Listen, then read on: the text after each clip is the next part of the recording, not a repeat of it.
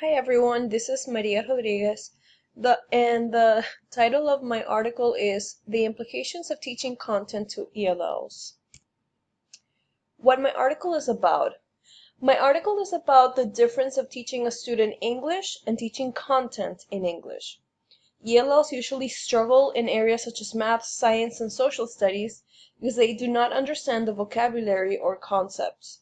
So I decided to find ways in which content area teachers can also become language teachers to bridge this gap. Strategies such as using word walls, sentence walls, thinking out loud, promoting conversations in native languages, and using students' background.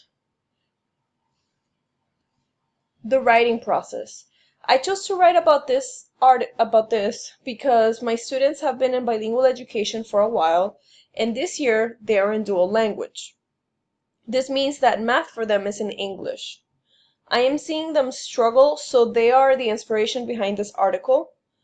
How can I, as a content teacher, integrate language to promote their understanding and help prepare them for the world?